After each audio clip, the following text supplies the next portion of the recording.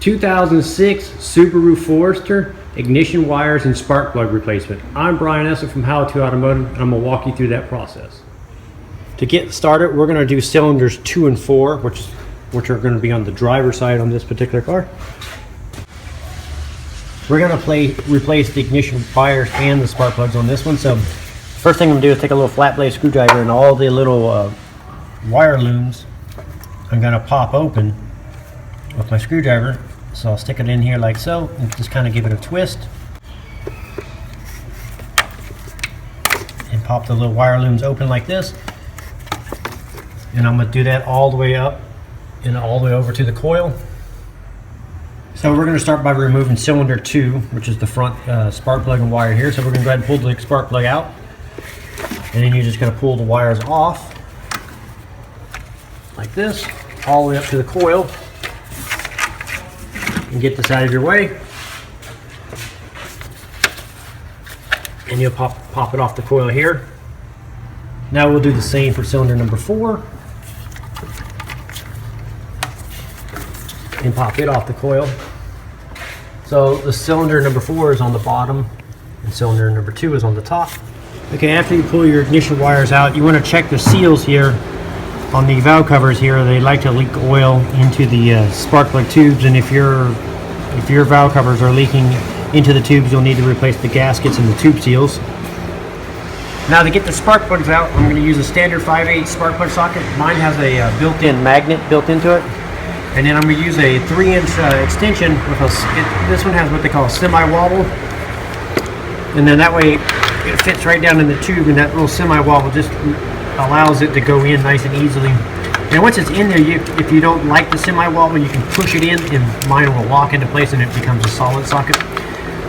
So but now you have enough sticking out, you can use your ratchet and remove it.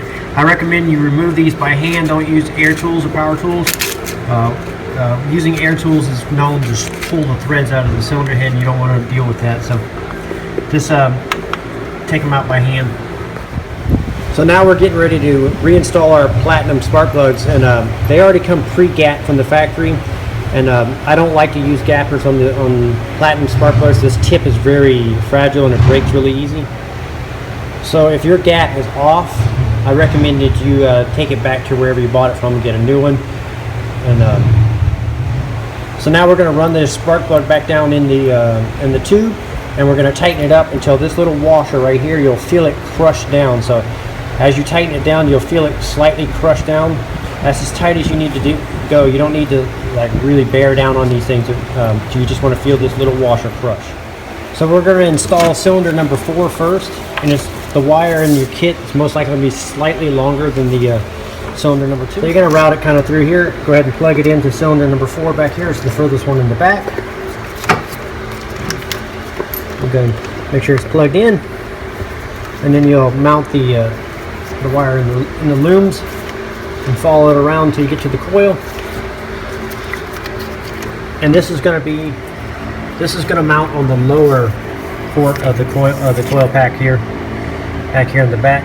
So you're going to mount number 4 on the lower one, press it on, and finish putting it in the looms. Now you're going to do the same for cylinder number 2. You're just going to plug it in, route it through the looms here, and once you're in there fully, any of them that have clamps, go ahead and lock them down. And plug it into port number 1, or number 2 or 6. Plug it into the top port.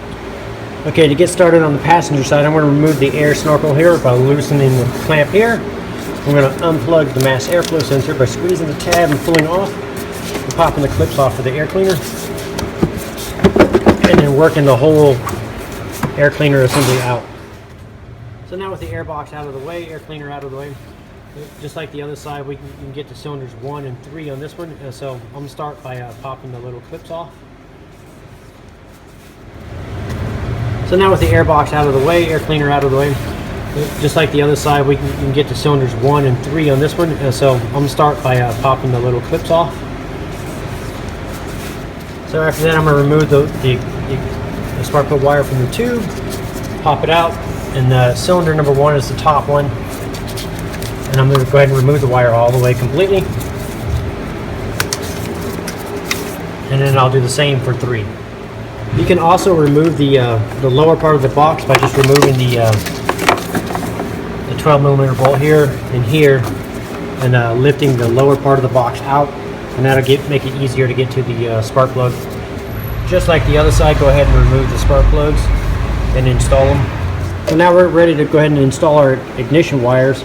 So the longer wires on the is the cylinder number 3, the longer one of the 2 on this side. So you go ahead and install it into it, and then route it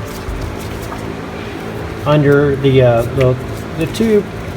So you're going to route it in the wire loom that's in the back, and then the number 3 is the bottom port on the coil. So you'll do the same for cylinder number 1. You'll plug it in, route it underneath the little metal bracket, mount it into the clips, and then this one plugs into the top port of the coil. Resecure all the brackets. Now we're ready to put the lower box back in and put the 2 bolts in. Now you're ready to install the air filter and reinstall the air snorkel here, and put the clips on here, and then make sure you plug back in your mass airflow sensor here and tighten up the clamp. And that'll complete the spark plug replacement on a 2006 Subaru Forester. I'm Brian Esser from How to Automotive. I'd like to thank you guys for watching my videos. Encourage you to subscribe. Invite you to come over to the howtoautomotive.com website and check out the tools and product page.